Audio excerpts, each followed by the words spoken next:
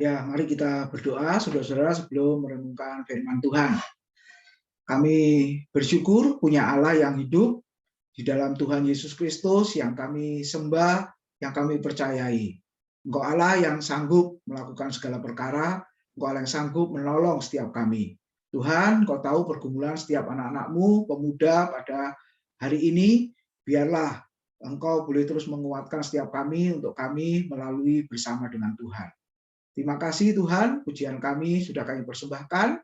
Firman Tuhan sebentar akan kami dengar, menguatkan setiap kami, menolong setiap kami di dalam menjalani hari-hari kami, di mana kami boleh menyadari usia muda, di mana kesempatan masih banyak untuk kami lakukan, untuk Tuhan, untuk negara kami, dan untuk gereja kami ya Tuhan. Kiranya Engkau mampukan setiap kami. Pakai hamba-Mu, dan semua boleh diberi konsentrasi untuk menerima firman Tuhan. Dalam nama Tuhan Yesus, kami sambut firman Tuhan. Haleluya. Amin. Ya, selamat sore, saudara-saudara yang dikasihi oleh Tuhan. Firman Tuhan pada sore hari ini masih berhubungan dengan waktu, saudara-saudara. Ya, yang Pak Bambang kemarin juga sudah menyinggung soal waktu. Nah, hari ini kita mau merenungkan di dalam kitab Pengkhotbah pasal 12 ayat 1 sampai dengan ayat yang ke-8. Nah, saya beri judul renungan kita adalah Ingatlah Pencipta, saudara-saudara. Coba kita lihat Pengkhotbah pasal 12 ayat 1 sampai dengan ayat yang ke-8. Yang berbunyi demikian. Ingatlah akan penciptamu pada masa mudamu, sebelum tiba hari-hari yang malam dan mendekat tahun-tahun yang kau katakan, tak ada kesenangan bagiku di dalamnya.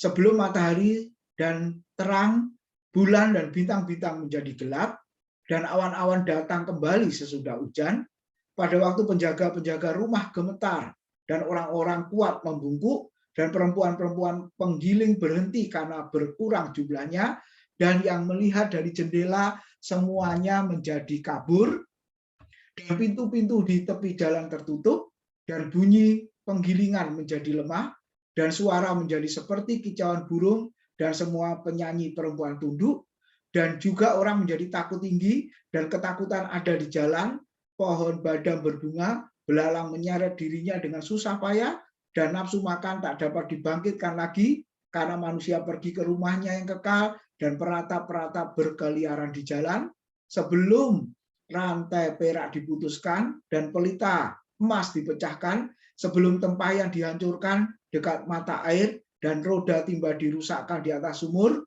ayat 7 sama-sama, dan debu kembali menjadi tanah seperti semula, dan roh kembali kepada Allah yang mengaruniakannya. Kesia-siaan atas kesia-siaan, kata pengkhotbah, segala sesuatu adalah sia-sia. Demikian pembacaan firman Tuhan di dalam kitab Pengkhotbah ini. Nah, saudara-saudara, mengapa harus ingat kepada Allah pencipta? Nah, jawabannya adalah manusia sering lupa. Kalau kelas Senin, saudara, ada beberapa peserta yang beberapa kali tidak ikut. Lalu saya tanya juga, saudara, kenapa kok tidak ikut kelas Senin? Biasanya ikut, kok ini tidak? Jawabannya simpel, sederhana, singkat, padat, jelas. Maaf Pak, lupa. Katanya begitu, saudara. Nah, saya juga memikirkan apakah jemaat juga ketika hari ibadah, jam ibadah, jawabannya juga sama. Kenapa tidak ikut? Ada juga yang menjawab lupa, saudara. Nah, kenapa harus ingat dan harus diingatkan terus-menerus? Karena jawabannya adalah lupa. Oleh sebab itu, firman Tuhan mengatakan di dalam Ulangan pasal 6, memerintahkan apa, saudara?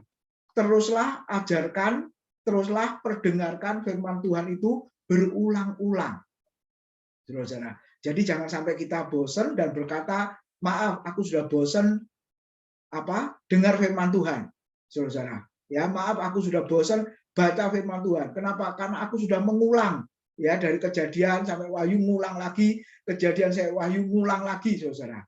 Nah, ada salah satu yang nanti akan isi video renungan, ya, berkata, saya beritahu materinya pasal ini Pak, kitab ini, pasal ini sampai pasal ini. Jadi jangan lupa ya Pak, wah ini sudah lewat ini. Tidak apa-apa, nanti saya akan sampaikan lagi. Jadi Bapak Ibu, kita, ya, saudara-saudara masih muda, Kenapa? Jangankan sudah tua, masih muda pun juga lupa. Makanya firman Tuhan mengingatkan kepada kita semua, ingatlah penciptamu. Kenapa? Karena manusia itu sering lupa. Nah, mari kita lihat berikutnya. Kapan ingat pencipta? Tadi firman Tuhan mengatakan, ingatlah penciptamu pada masa mudamu. Nah, masa muda seperti yang dikatakan Pengkhotbah 11 ayat 9 sampai 10 ya. Ayat di atasnya itu dikatakan, bersukarialah hai pemuda dalam kemudamu, biarlah hatimu bersuka pada masa mudamu, dan turutilah keinginan hatimu dan pandangan matamu, tetapi ketahuilah bahwa karena segala hal ini, Allah akan membawa engkau ke pengadilan. Buanglah kesedihan dari hatimu, dan jauhkanlah penderitaan dari tubuhmu, karena kemudahan dan fajar hidup adalah kesia-siaan. Saudara, Pengkhotbah siapa yang nulis? Nanti dilihat pasal 1 ayat 1 ya. Di situ disebut inilah tulisan atau perkataan dari pengkhotbah Raja Israel, Raja di Yerusalem. Nah, siapakah raja yang dimaksud itu? Walaupun tidak disebutkan namanya Salomo, ternyata Salomo itu adalah nama lainnya adalah pengkhotbah. Jadi, saudara, siapa yang menulis ini adalah Raja Salomo. Nah, pasal 12 dia tulis itu adalah pengalaman dia setelah tua, saudara-saudara. Ya, dan pasal sebelumnya dia ceritakan tentang masa mudanya. Makanya dia menuliskan di pasal 11 ayat 9 sampai 10, ketika masih muda dikatakan apa? Bersukarialah dalam kemudaanmu. Terus dikatakan apa? Biarlah hatimu bersuka pada masa mudamu. Dan dikatakan apa? Turutilah segala keinginan hatimu dan pandangan matamu. Kalau ayat ini titik sampai di situ, paling kita berkata, saudara-saudara berkata yang masih muda, puji Tuhan, gitu ya. Kita bisa bebas menikmati hidup. Apa yang kita lihat, saudara, hati kita tidak boleh susah, pokoknya senang saja. Kenapa? Karena mumpung masih muda. Dan Salomo muda, saudara-saudara, sudah melakukan semuanya itu. Coba kita baca di kitab sejarah, Salomo hidupnya bagaimana di waktu muda, saudara-saudara. Sebagai seorang raja yang berhasil, raja yang penuh dengan kemenangan, penuh dengan kegemilangan, ya, kekayaannya penuh dengan kemegahan, harta bendanya penuh dengan, saudara, dikatakan apa? Emas perak, sampai raja-raja dari Seba, kata Alkitab, mengunjungi Raja Salomo karena mau melihat hikmat yang luar biasa, kekayaan, kekuasaan dari kerajaan yang luar biasa. Luar biasa ya, di situ dikatakan, dan Salomo boleh dikatakan benar-benar menikmati masa mudanya. Sampai-sampai, saudara-saudara, lihat ya, kebablas ya, saudara-saudara. Karena akhirnya apa? Menyebabkan keinginannya dituruti, mata dan hatinya, akhirnya dia jatuh di dalam dosa. Saudara-saudara, kita bisa melihat di dalam bagian itu. Kapan seharusnya ingat pencipta? Makanya Salomo menyadari, waktu tua dia baru ingat, dia baru sadar. Waktu muda dia lupa, saudara-saudara. Akhirnya apa? Dia hidup dalam dosa. Dan kita boleh ingat, menikahi berapa? 300 istri, lalu 700 budik. Wah, jumlahnya total 1000 ya, saudara-saudara. Dan dikatakan apa? Terakhir, saudara-saudara, jatuh di dalam penyembahan berhala karena istri-istrinya yang bukan dari orang Israel. Kata Alkitab seperti itu. Benar-benar mengalami keadaan yang sangat terpuruk, jatuh, dan akhirnya kerajaannya pecah menjadi dua. Kerajaan utara dan kerajaan Israel. Kerajaan Yehuda maksudnya. Nah, saudara-saudara, kita boleh merenungkan. Dari kegagalannya Salomo di masa muda, dia ingatkan kepada orang-orang yang membacanya. Dia ingatkan kita semua. Mumpung masih muda, ingatlah kepada Allah Sang Pencipta. Akhirnya dia menuliskan apa? Tetapi ketahuilah bahwa karena segala hal ini, Allah akan membawa engkau ke pengadilan.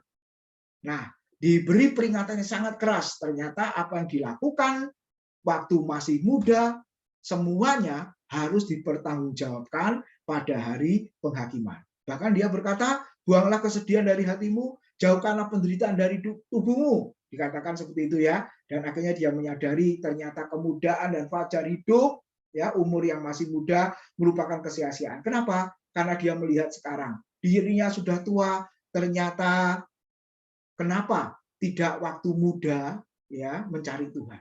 Tidak waktu muda hidup sesuai dengan kebenaran firman. Tidak waktu muda ingat dengan Allah pencipta. Sekarang sudah tua, seolah-olah terlambat, saudara. Nah, salah satu yang ikut kegiatan Zoom kita, saudara, ya, bertobatnya sudah usianya lanjut. Dia berkata apa? Kok tobatnya itu sekarang? Kok gak waktu muda saja dulu, saudara?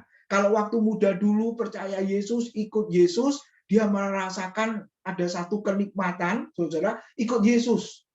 Ya kenapa kok gak waktu muda dulu? Nah, kadang-kadang berpikirnya seperti itu. Sekarang sudah tua.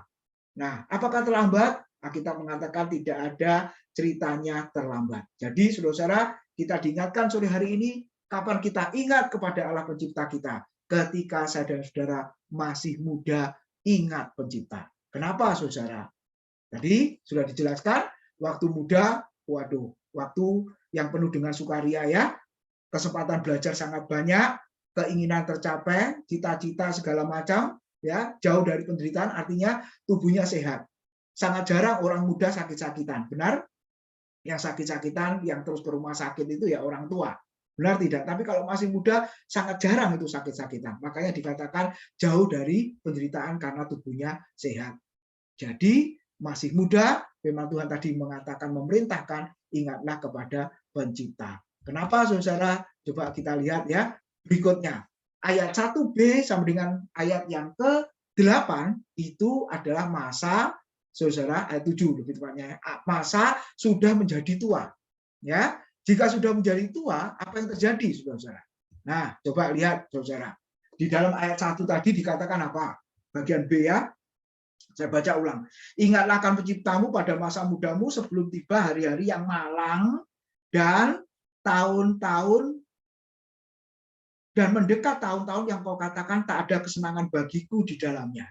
Jadi kalau sudah menjadi tua, nah ini pengalaman Salomo yang sudah tua, orang tua biasanya mengatakan seperti ini, hari dan tahun di mana tidak ada kesenangan. Artinya apa, saudara?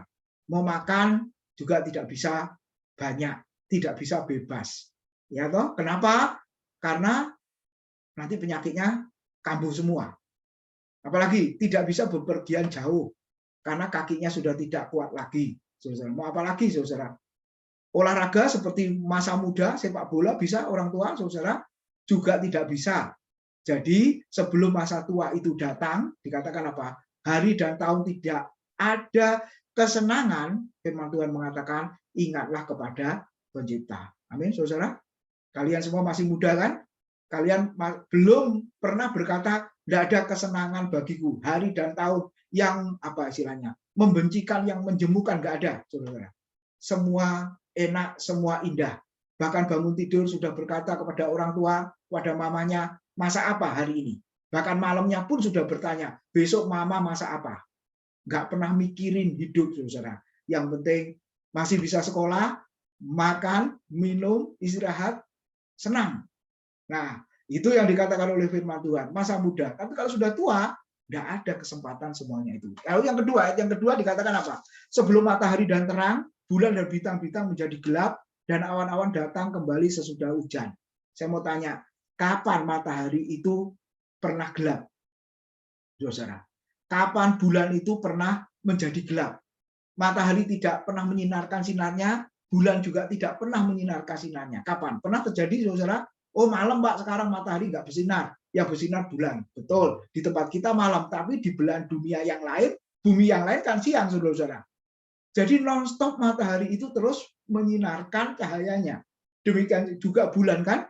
Nah, jadi artinya yang gelap itu, yang mati itu bukan matahari, bukan bulannya, tapi matanya, Bapak Ibu ya. Saudara-saudara, kalau orang sudah tua, matanya kurang jelas, makanya semuanya menjadi gelap. Saya juga pakai kacamata ini, saudara-saudara. Kalau nggak pakai juga tidak melihat dengan jelas yang ada di tampilan layar ini. Jadi sebelum mata kita berkurang kejelasannya, ingatlah pencipta dengan cara bacalah firman Tuhan. Amin. Pembacaannya masih dilakukan tidak setiap hari, saudara-saudara. Saya berharap sebelum matamu nanti gelap, tidak bisa baca lagi, sekaranglah baca. Lalu yang ketiga, bagian C ayat yang ketiga. Pada waktu penjaga-penjaga rumah gemetar dan orang-orang kuat membungkuk dan perempuan-perempuan penggiling berhenti karena berkurang jumlahnya. Dan yang melihat dari jendela semuanya menjadi kabur dan seterusnya. Dikatakan apa? Kalau orang sudah tua, dikatakan apa tadi? Gemetar, saudara, orang kuat membungkuk. Betul ya? Orang tua lama-lama bungkuk ya, saudara-saudara ya. Terus, gemetar enggak? Pegang sesuatu, tangannya gemetar enggak? Nah, sebelum itu terjadi, ingatlah Pencipta. Sebelum itu terjadi, layani Tuhan dengan sungguh-sungguh. Layani Tuhan dengan sekuat tenaga kita. Belajar baik-baik. Usia sekolah, belajar baik-baik. Bekerja semaksimal mungkin. Lalu ayat yang keempat. Saudara, kondisi tua seperti apa? Dan pintu-pintu di tepi jalan tertutup dan bunyi penggilingan menjadi lemah dan suara menjadi seperti kicauan burung dan semua penyanyi perempuan tunduk. Artinya apa di situ, saudara? Bunyi penggilingan menjadi lemah. Benarkah, saudara, kalau perempuan itu sedang menggiling batu kilangan, suaranya lama-lama hilang? Tidak, saudara. Kalau kita melihat ibu-ibu Israel menggiling gandumnya di penggilingan, suaranya itu keras. Tapi kenapa tiba-tiba suaranya kok hilang? Ternyata bukan suara penggilingan yang hilang, tapi telinganya menjadi kurang peka untuk mendengar. Karena faktor usia. Perlu alat bantu dengar. Jadi sebelum suara peran, sebelum tidak terdengar lagi, saudara, ingatlah kepada Pencipta. Lalu ayat yang kelima. Juga orang menjadi takut tinggi dan ketakutan ada di jalan, pohon badang berbunga, belalang menyeret dirinya dengan susah payah, dan nafsu makan tak dapat dibangkitkan lagi, karena manusia pergi ke rumah yang kekal, dan peratap-peratap berkeliaran di jalan. Yang kelima, dikatakan apa, saudara? Nafsu makan tidak dapat dibangkitkan lagi. Orang kalau sudah tua, nafsu makannya berkurang apa bertambah? Kalau saudara punya orang tua, opa atau oma, makannya banyak, berarti itu ajaib itu, saudara-saudara ya. Itu luar biasa itu ya. Mau makan pakai telur ceplok berapa? 3. Loh, kok banyak sekali? Ya, 3, 1 kurang. 2 saja. Kan mata sapi kan 2. Enggak, 3. Kayak gitu, saudara. Nah, kenapa? Mumpung masih doyan makan. Kalau orang muda makan banyak ya saya enggak heran, saudara. Tapi kalau ada orang tua makannya banyak, wah itu luar biasa. Dulu waktu pesta, saudara ya, pernikahan ya makan sangat banyak. Nah, kalau kita duduknya banyak orang tuanya, berbahagialah yang muda. Saudara menikmati makan banyak. Karena yang tua-tua itu pasti berkata, enggak, nyoba hanya sedikit saja ya, ini apa udang, waduh ini apalagi, saudara, wah enggak bisa makan semuanya itu. Nah, berbahagialah engkau. Ya, dengan kata lain, secara umum orang kalau sudah tua, nafsu makannya berkurang. Nah, sebelum semuanya itu terjadi, firman Tuhan berkata, ingatlah Penciptamu. Lalu yang bagian berikutnya ayat yang ke-6, sebelum rantai perak diputuskan dan pelita emas dipecahkan, sebelum tempayan dihancurkan dekat mata air dan roda timba dirusakkan di atas sumur. Jadi saudara, pengkhotbah ini adalah kitab puisi, pakai bahasa puisi ya, bahasa figuratif. Nah, maknanya seperti ini. Jadi apa artinya? Rantai perak diputuskan. Orang kalau sudah tua, pembuluh darahnya bermasalah. Ya, ada yang menyempit, saudara, ada yang buntu, waduh, saudara. Ya, akhirnya apa dampaknya? Kena stroke, serangan jantung dan lain sebagainya. Jadi sebelum itu terjadi, ya kita berdoa supaya jangan sampai semuanya itu menimpa kita. Tapi itulah yang dikatakan Alkitab kondisi orang tua, saudara. Jadi sebelum itu terjadi atau sakit-sakitan parah, ingatlah kepada Penciptamu. Dan yang terakhir ayat yang ke-7, dan debu kembali menjadi tanah seperti semula, dan roh kembali kepada Allah yang mengaruniakan. Artinya apa? Sebelum kematian itu datang menjemput, nah kalau sudah tua kan akhirnya apa, saudara? Mati, firman Tuhan berkata, ingatlah kepada Penciptamu. Jadi, saudara-saudara renungkan sore hari ini, umurmu masih berapa? Untuk sampai ke sana mungkin kalian berkata, masih jauh Pak, gitu ya. Nggak kepikir Pak, masih jauh. Oke. Masih muda. Salomo memberi peringatan melalui kitab Pengkhotbah. Kesempatan masih banyak. Tubuh masih kuat, masih sehat. Ada kesempatan untuk bersukacita, bersukaria. Firman Tuhan mengatakan, ingatlah kepada Allah Sang Penciptamu. Dengan cara apa, saudara? Coba Pengkhotbah 12 ayat 12 dan 13. Itu dikatakan apa? Lagi pula anakku, waspadalah. Membuat banyak buku tak akan ada akhirnya.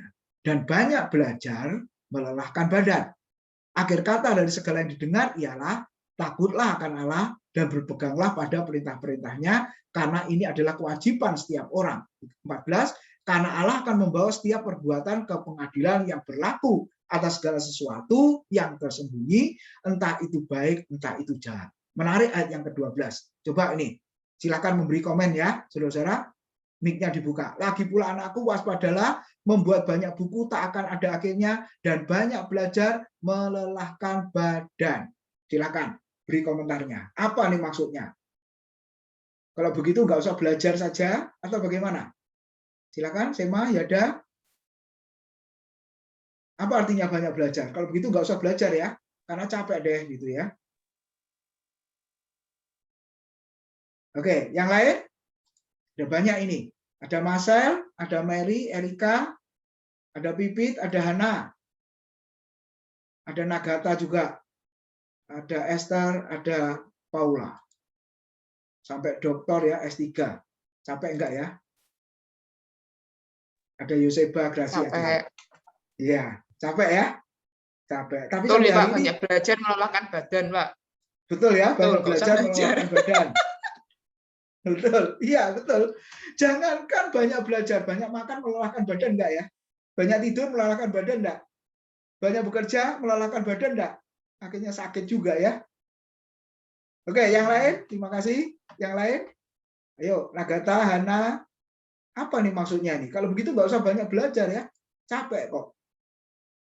Bahkan firman Tuhan mengatakan, waspadalah anakku. Salomo tua berpesan ya kepada yang masih muda, disebut anak-anaknya. Waspadalah, membuat banyak buku tak akan ada akhirnya. Jangankan buat buku, baca buku saja. Apalagi baca Alkitab juga melelahkan. Bahkan ada yang berkata, kalau aku baca Alkitab satu pasal, belum habis, sudah ngantuk. Sudah capek saya. Ayo, gimana? Pipit? Mary, Rika? Hana, Nagata? Gimana? Maksudnya apa ini? Setuju kalau begitu nggak usah banyak belajar? Joseba, Gracia?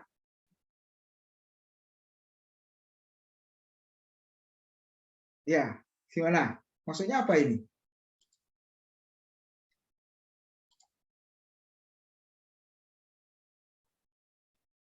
Sudah?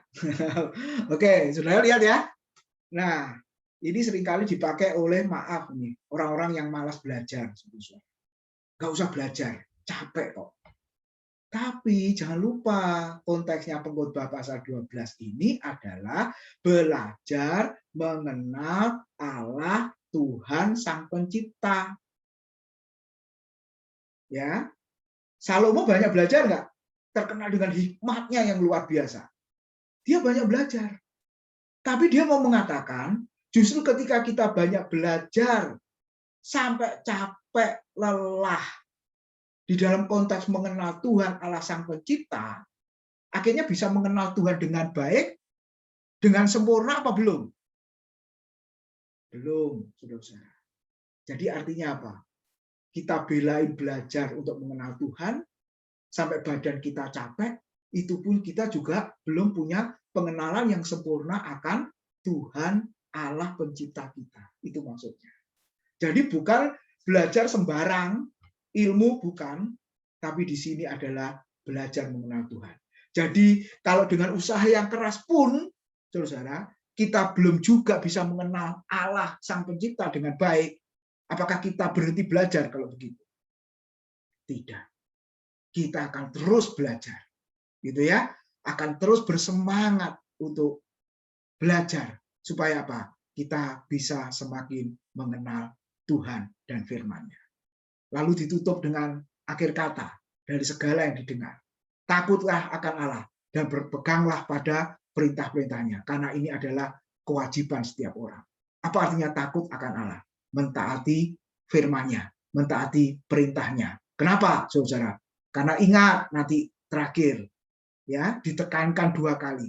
Karena Allah akan membawa setiap perbuatan kita yang kita lakukan Entah itu tersembunyi, entah itu baik, entah itu jahat, semuanya harus dipertanggungjawabkan di hadapan Tuhan. Bahkan Paulus mengatakan, jangankan perbuatan, perkataan yang sembrono, kata Alkitab, ya, yang sia-sia kau ucapkan di atas udara, itu pun harus kau pertanggungjawabkan. Jadi satu sisi kita harus melakukan yang terbaik, yaitu berusaha sekeras mungkin untuk mengenal Tuhan, itu pun juga kita pertanggungjawabkan. Apalagi perbuatan yang negatif yang tidak berkenan di hadapan Tuhan. Jadi kesimpulannya, saudara, untuk mengenal Allah Sang Pencipta adalah kita harus terus belajar mengenal Tuhan. Terus banyak mendengarkan kebenaran firman. Lalu takut akan Tuhan, dan ini yang penting, baca Alkitab, program kita, dan terus berdoa.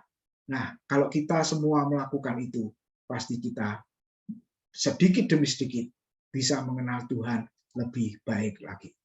Tuhan memberkati, kita berdoa terlebih dahulu.